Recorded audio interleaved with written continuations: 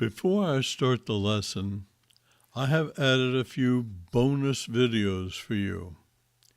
When I mention a bonus, I will then give you the name to click on. When the video is over, look below this video and click on the word More, and then on the video mentioned. It will automatically go to that video. If you are watching TV, then you may have to do a YouTube search for the video. Now, on to the stories. I've got 5 stories to tell you about how God spoke to me 5 times. I did what I was told, and my life was spared. The first one happened in 1966. It was a cold, rainy night. I was driving up Route 95, pedal to the metal, doing about 65 miles an hour in my Volkswagen Beetle. Out of nowhere, I heard a masculine voice say, "Change lanes." Without thinking, I changed lanes. About 2 seconds later, whoosh! I saw a red floral couch go by. My mind tried to understand what had just happened. Whose voice was that? It couldn't have been God. I didn't believe in him. Who spoke to me? What would have happened if I hadn't obeyed? On the cinema of my mind, I saw a mangled Volkswagen Beetle, and I knew something or someone had saved my life. I pondered what happened and went back to the monotony of the long drive. In the spring of 1967, I was on a mountaintop in Vietnam. I was in the Army Infantry, and it was my first day in the jungle as a combat photographer. It was evening, and I was dead tired. I secured my tent between 2 trees, blew up my air mattress, and unrolled my sleeping bag. We had walked for miles in a valley between 2 mountains and climbed the one at the end. It was a steep mountain of solid stone. It was late evening when I lay down on my sleeping bag. The light filtered through the trees, and I thought, this is not so bad. About that time I heard, I laid there and wondered out loud, what was that? Moments later I heard it again. I could hear shrapnel tearing through the trees. Suddenly I heard the voice, not calm as before, but excited and demanding, "Get out now!" I grabbed my helmet and ran for some boulders near my tent. I dived between 2 boulders and waited. The North Vietnamese were walking mortar shells around our encampment. After 20 minutes, it was over. They wanted us to know that they knew where we were, and they had us zeroed in. There were about 200 of us in that camp, but not one of us was hurt. I went back to my tent, or should I say, what was left of it. It was in shreds. My sleeping bag was torn all to pieces, and my air mattress, well, it was as flat as a fritter. Where my stomach would have been was a piece of shrapnel as large as my hand. I would not have survived if I had remained in my tent. Later, after I had settled down, I wondered, whose voice did I hear, and where did it come from?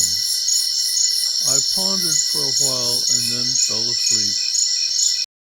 Moving forward about 6 months, sitting before the company clerk who had filled out a request for my extension of assignment of 6 more months.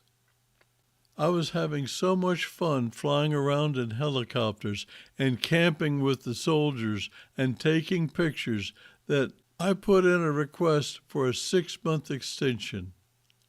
I put my pen to the paper to sign it when I heard that voice again. "Go home," it said forcefully. I stopped, looked around, and not seeing anyone, I put the pen to the paper again. "Go home!" Now the voice was commanding and angry. I put the pen down and apologized to the clerk. The next day I was on a plane to Virginia. 6 weeks later, my battalion was in a firefight on a hill in the middle of the jungle that was identified with a number. The battle lasted a couple of days, and more than 200 men were killed and many were wounded. I would have been in the thick of things, popping up with my camera. Again, God saved my life. I was not a Christian at that time. I did not know whether God talked today or ever. I knew absolutely nothing about him. About 15 years later, I was a Christian. I knew that God spoke to people, but I had not heard his voice since Vietnam. It was a beautiful summer afternoon after work. We had just had a summer shower, and the mist was rising from the parking lot where I parked. As I got in the car, I had the strangest feeling that I was not to go yet. So I laid back in my seat for about 20 minutes. Then I asked the Lord if it was okay to leave.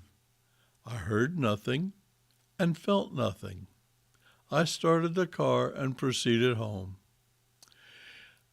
I took back roads to avoid traffic and was driving way too fast.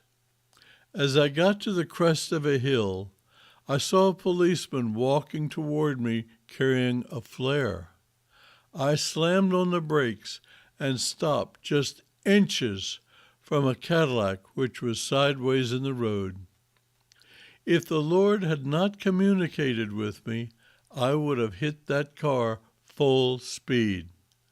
My Datsun B210 would have been demolished, and I probably would have died. I have learned since then that God talks to us in many different ways. Here is a bonus for you. 2 videos entitled How God Communicates, Part 1 and Part 2. In the summer of 1982, I was in our prayer closet. Well, that is what we call it. It was our bedroom closet. I was praying about something very important when I was interrupted. "Ray, do you want to be one of my ministers?" At last, I thought, I have broken through. "Yes, Lord," I replied excitedly. "Are you going to do it by polluting my air?" I was dumbfounded. I knew that the Lord was referring to my smoking habit. I was a heavy smoker. I smoked a pipe and cigarettes. Trying to bargain with the creator of the universe, I said, "How about if I only smoke at home?" "Hypocrite," he responded. Before I could counter, he said, "What does my word say?"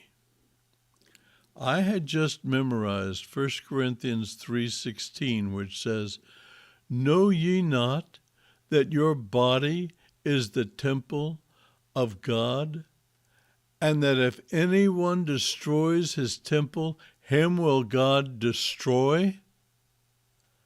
I recited it to the Lord, and I realized that I had 2 choices. I could ask for forgiveness and quit, or I could continue smoking and suffer the consequences. I made a solemn vow that after my tobacco ran out, I would never put tobacco to my mouth again. I have kept that vow. 2 years ago, I had my lungs scanned, and they found 2 small lesions on my lungs which were old. The doctor asked if I smoked, and I replied, not in 30 years. He nodded, and that is all that was said.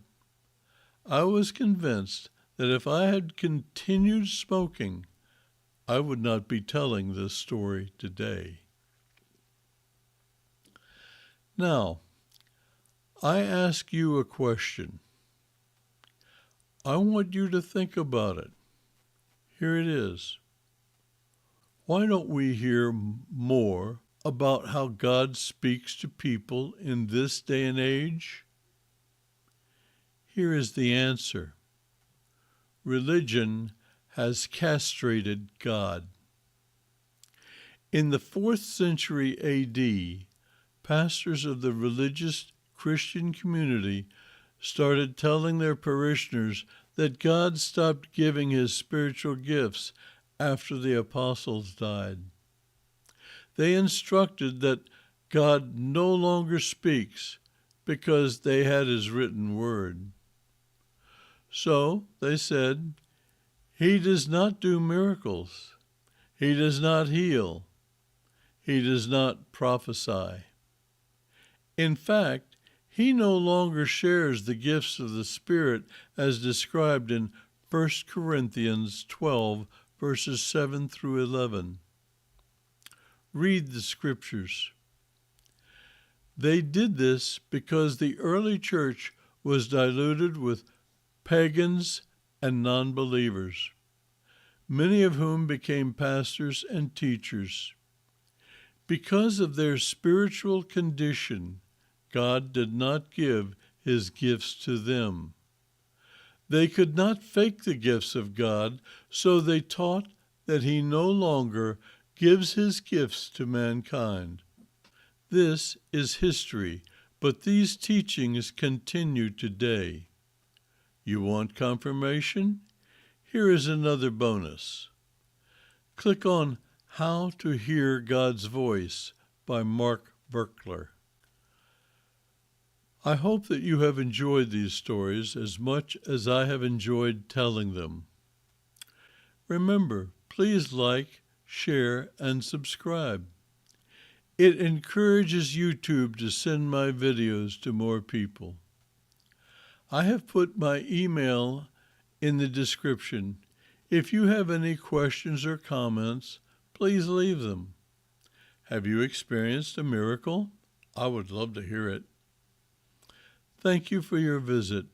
It is truly appreciated.